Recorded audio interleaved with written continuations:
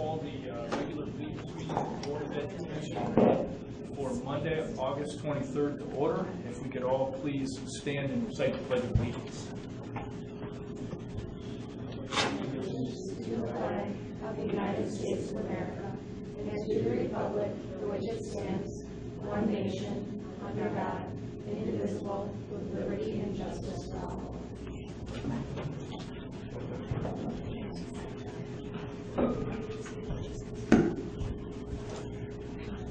Okay, here we are, back in full session.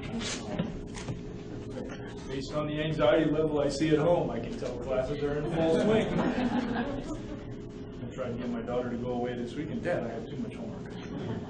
I won.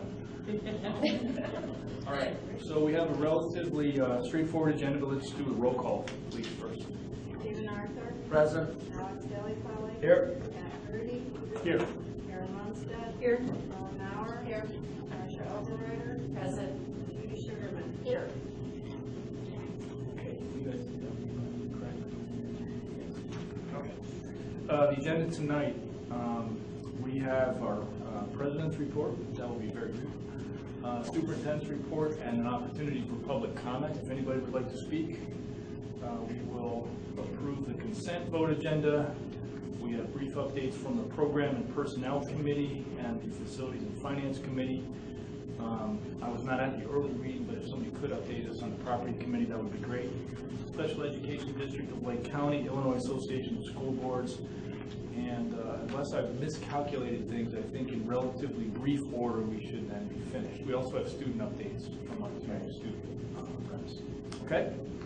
So, President's report, I have nothing really new to report, other than congratulations to everybody for a wonderful kickoff to the school year. I know I was at the new employee orientation. That was fantastic. I think, Judy, you were at the first day of school, but I know things are off and running. It was a quick summer, wasn't it? But it's beginning to feel like fall. And I'm sure the students on both campuses are excited about football and college applications and all of those things. Otherwise, superintendent. Okay. Thank you. Under good news this evening, we do have a few pieces of good news, and next month we will have lots of good news because the students will be in full swing, as Mr. Grudy mentioned, and you'll be involved in everything and you'll be very successful, so it'll be fun to report on all of that. 81 District 128 student athletes participated in the 11th Annual North Suburban Conference Coach Athlete Leadership Conference on Sunday, August 15th at Stevenson High School. Our students were part of more than 800 athletes and coaches from all 14 NSC schools who attended the conference. The moderator for this year's conference was nationally acclaimed educator and motivator Michael Brandywine. District 128 submitted 4 entries in the 2010 Illinois chapter of the National School Public Relations Association's Communications and Golden Achievement Contest. We recently learned that all 4 entries were named winners. District 128's award-winning submissions and team members responsible were, first, the Community High School District 128 Expectations for Communicating Electronically with Students, Mick Torres and Mary Todrick. And I might mention that a number of districts have asked our permission to use our electronic standards, most recently Mundelein High School. And it's nice that our work is paving the way for other districts. So congratulations to Mick and Mary. National Board Certification Awareness Campaign. Paul Reef, Brian Tweddell, Paul Slominski, Prentice Lee, Al Fleming, and Mary Todrick. And that has yielded 17 teachers who have signed up to take the initial steps of National Board Certification. And I do want to remind the public again that that was something that we worked with the Faculty Association to bargain into the last contract, and we're very, very excited about that. The normative news at 9, which was a video, Kevin Phelan, Steve Corney, Doug Bessemer, Margaret Pither, and Aaron Arts from the Lake County Health Department. And finally, the Paw Prints magazine, Mary Todrick. Our award winners will be honored at a luncheon scheduled for September 24th in Oak Brook at Maggiano's. So Judy, if you'd like to go with us, let us know, because I know you like Maggiano's. So congratulations to everyone. I'm told that. I don't know that personally. So congratulations to everyone. Mary, of course, coordinates our communication for us, and we're very excited for everybody there. The board will note that we had 4 FOIA requests this month, as indicated in your packet. And then I am very excited to publicly announce our ACT scores. And our ACT scores have risen for the 5th consecutive year as a district. The graduating class of 2010, comprised of 761 students, earned an average composite score of 25.0 for the first time in the history of the district. The state average composite ACT score was 20.7. The test is scored nationally on a range from 1 to 36. Both District 128 schools, Libertyville High School and Vernon Hills High School, continue to show significant improvement in student achievement on this important measure of success. LHS's composite score climbed to 25.3, the highest in school history and the first time at 25 or above. Vernon Hills High School average composite score was 24.7, and the class of 2009 composite scores for LHS and VHHS last year were 24.9 and 24.7, and last year Vernon Hills took a 0.7 jump to 24.7. So we are very proud of our teachers, our administrative teams, and their leadership groups, and the support we get from the community, and our students, of course, for that fabulous work. And as we showed on opening day with the teachers, which Judy was there for, we have a nice graphic that shows our trend line on ACT is like this. It's a nice slope going upwards, so it's very exciting, along with our advanced placement news last month from the end of last year. We're very proud of all the work that everyone has done, and very excited to see where we can take the district and the 2 high schools this year. Okay, and finally tonight in regular news, and then I have one outside comment. We have a famous photographer on the board that you may not be aware of. If you saw the neighbor section of the Daily Herald on Sunday, there is a beautiful photo from the Air and Water Show that has been taken by Dr. Grudy and submitted to the paper. It's a really, really nice picture, and so we caught that today. So Pat, good work. It's really exciting, really exciting work. The last thing I wanted to comment on very quickly under other is for the benefit of the public. The District 128 Board and Administration continue to support the Brainerd Preservation Committee in its effort to raise the funds necessary to preserve the Brainerd building. While District 128 still owns the Brainerd building, the Village of Libertyville has leased the building from the district since November of 2006 and has control of the property except for reserve times for high school athletic practices. However, if the Preservation Committee is unable to raise the funds needed to complete its project, the village may cede the building back to District 128 at the end of a 5-year grace period, which is December 2011. In the event that that occurs, the Board of Education and D128 administration need to have an action plan in place to convert the property for district use in a timely manner. For that reason, the board's property committee met several times last year and again tonight to review and discuss the steps necessary to develop an action plan for the property, and Judy will be giving us a brief update on the property committee report later this evening. Finally, the Board of Education and District 128 administration would also like to stress that the upcoming North Shore Craft Beer, Wine, Cigar, and Food Festival fundraiser being hosted by the Preservation Committee on August 28th is not sponsored or endorsed specifically by District 128, and we do wish them well with their fundraiser moving forward. So that is the superintendent's report for this evening. Okay, thank you very much. Moving on to the consent vote agenda. The consent vote agenda is listed on the agenda today. If I could have a motion to approve the consent vote agenda, please. I move to approve the consent vote agenda. Second. Second. Any discussion? Roll call, please. Arthur? Aye. Kelly Polly? Aye. Rudy? Aye. Lundstedt? Aye. Mauer? Aye. Overrider? Aye. Sugarman? Aye. Okay, motion carries. Program, I'm sorry, actually we should move back to the students thing. Sorry, I apologize. Okay, 2 student updates. Hannah, how about if we start with you? All right, Libertyville High School. So last Friday was a freshman dance. We're orienting our freshmen, making them Wildcats. We're all excited. All the fall sports are in swing. Football had a scrimmage on Saturday against Barrington, and their first match is this Friday at Barrington. And then Saturday is the football kickoff dance and lip sync contest, which should be a good time. Yearbook pictures were last week, so we're excited about that.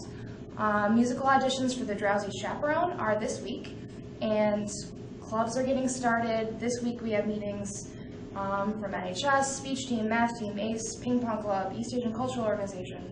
Everyone's getting started and excited about the new year. Great. Nick?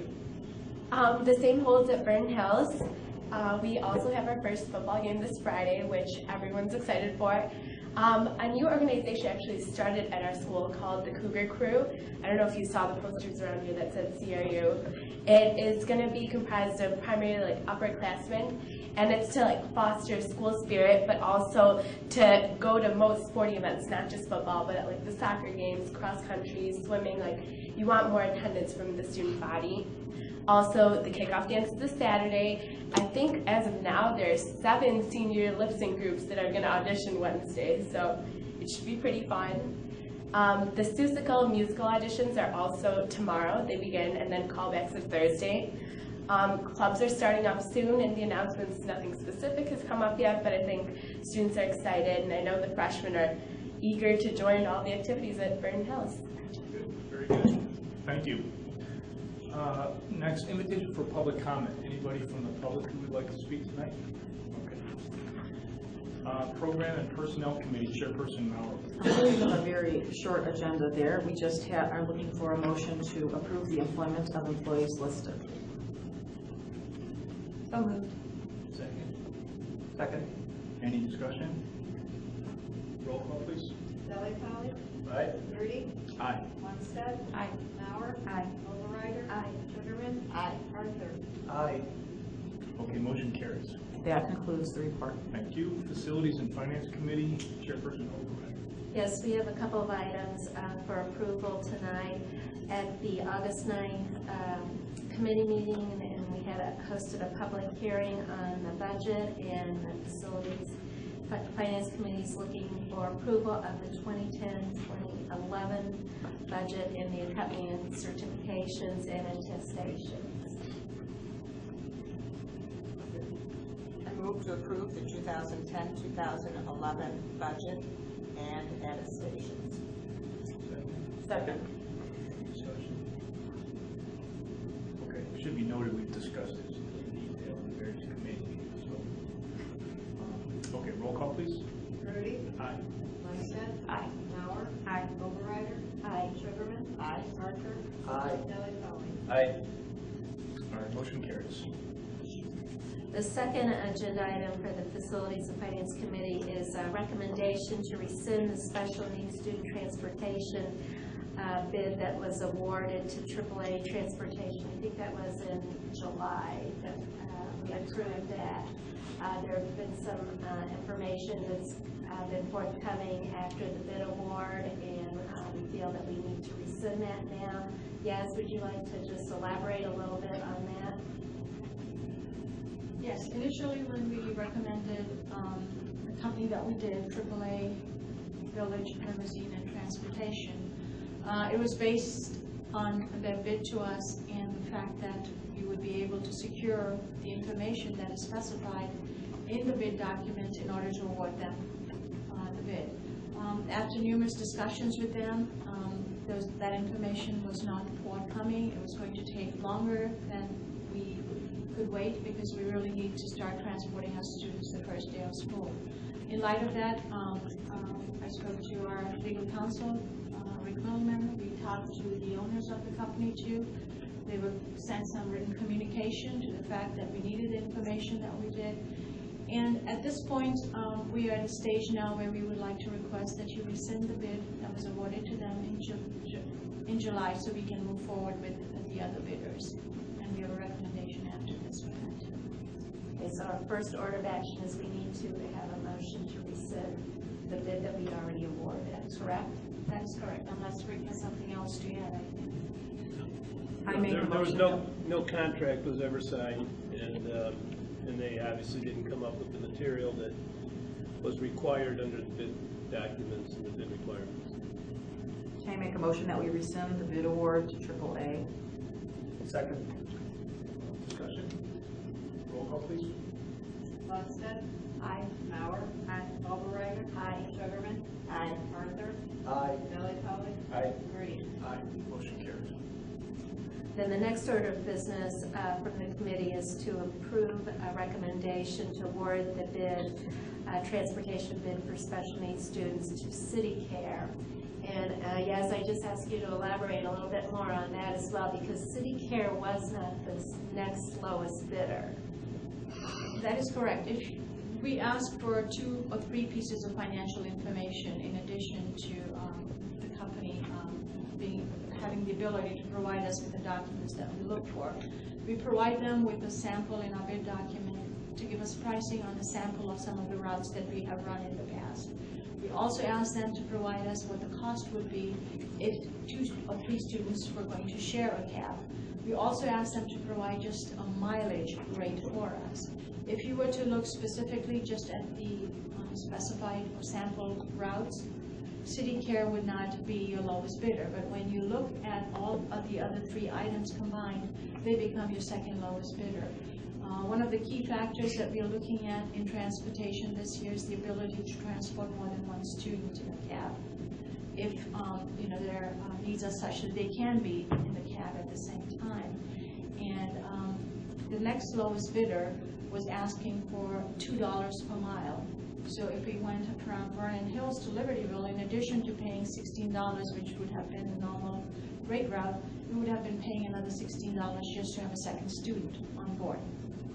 With City Care, the same thing would have been about $18. I'm just giving you a sample of 1 route. We looked at those items too and figured that City Care, under those circumstances, was the lowest bidder if you looked at all 3 of the specifications combined. So our recommendation this evening is to award the bid to City Care. Because we were set up in this period where we did not have a provider, we asked City Care to continue transporting our students based on the contract that they had in place for the last school year, and they have continued to do that. If you award the contract to them, tomorrow we'll start a new contract year with them. And so far they've honored and continued providing service once school starts. Yes. Very nice. Yes, it is. Okay, so we're looking for a motion to award the special needs transportation bid now to City Care. Yes, please. I make a motion that we award the special needs transportation bid to City Care. Second. Discussion. Roll call, please. Mauer. Aye. Overrider. Aye. Sugarman. Aye. Arthur. Aye. Delli Polly. Aye. Reed. Aye. Lundstedt. Aye. Motion carries. At the committee meeting, I know there was some initial tax levy discussion. Since I wasn't at the meeting, would anybody like to fill us in on what we talked about? We talked about the levy and our expectations of what kind of adjustments we would see in our tax revenues for the upcoming fiscal year. Most of the individuals who live in Libertyville Townships have received their initial assessment notifications from the assessor's office. And most indications are most property owners have seen a decrease of anywhere from 4.5% to 11% in their property assessments from last year to the current year. So what we are expecting, just one township, a 5 to 7% decrease in our assessment for next year. Vernon Hills Township information is not out there yet, but I have a feeling that we'll see the same kind of information. In light of that, our discussion was that we would not need a levy hearing, which is required if you ask for more than 105% over the previous year's levy extension. We also talked about what it would do to our rates. We also talked about the debt service that we have in place and the fact that the debt escalator is such that it took into consideration the fact that we would see an equalized assessment growth each year, so that the payments would increase each year too. In light of all those, I've worked up a number of scenarios for our aggregate levy information that will be provided to you in September. And really all we'll be seeing is not a 5% or more increase, but substantially less amount. We will ask for a slight increase because that gives us the ability to move funds around as opposed to the fact that we will get additional funds. It's just a flexibility tool for the business office to have that kind of approach. We've done that every year. Yes, if we don't do that, then we don't have the ability to move money as revenue. That is correct, especially in light of state revenues not being received on a timely basis. This year more than ever, it's imperative that if we need funds, say in the transportation fund, we're able to put more in there, things like that. So that allows us to do that. So you'll be coming back at our September committee meeting with a further update and for action at the. It will be at the November board meeting. At the November board meeting. Generally, during November, first part of November, we have a levy hearing. This year, we will not be having one. In fact, the aggregate levy that is presented to you in September is accepted by you. Great. A couple of other items that we're working on and keeping track of in the committee is the LHS Orchesis practice facility. I know the flooring was ordered. Jess, would you like to give an update? Yes, the asbestos removal was taken care of. The company will install the new flooring during Veterans Day, that holiday, and so we will have it ready to go when the Orchesis program starts at the end of November. And then you probably have an update on our pool mechanical work that's going on up at Libertyville. September 3rd will be the punch list walkthrough. The inside or the interior work is 99.9% completed. The outside is almost complete. We have one major thing that needs to be done. That's the retaining wall on the west walkway, because we've made the sidewalk greater. Therefore, we have some other work that needs to be done. We are waiting on the change order list to be given to us, and then we can close out this project hopefully on September 3rd. Right. Now, is that having any impact on the swim team practices? None whatsoever, other than our Dectron unit. The two that we do have, one is not working properly. We're waiting for parts, which is supposed to be delivered any day, and once they are here, that should take care of that issue. But we've had no slowdown or anything on the swim program. Excellent. That concludes the Facilities and Finance Committee report. All right, thank you. Property Committee. The Property Committee met today. First, I'd like to begin by reiterating the good working relationship that the Board of Education has with the Brainerd Preservation Committee. And we continue as a board to support the efforts of the Brainerd Preservation Committee. Nevertheless, at the end of next year, late in 2011, the first 5 years of the lease agreement will require that a payment be made to the school district. And what we would like to do as a Board of Education in trying to plan well for the future is to have a contingency plan should, for whatever reason, the Brainerd building revert back to the district. And as such, the Board of Education authorized the administration this evening to begin taking a look at some engineering work, asbestos removal and costs, architectural firm, the very, very preliminary things that we need to start to take a look at should the Brainerd Preservation Committee turn the property back to the school district. And again, let me reiterate that we do support the efforts of the Brainerd Preservation Committee, but as a Board of Education who wants to react responsibly, we need to start taking a look at some of the contingencies. Great, thank you. Special Education District of Lake County. No reports. No update, and no update from the Illinois Association of School Boards. So unless there's something else, can I have a motion to adjourn? So moved. Second. All in favor? Aye. All right, thank you very much.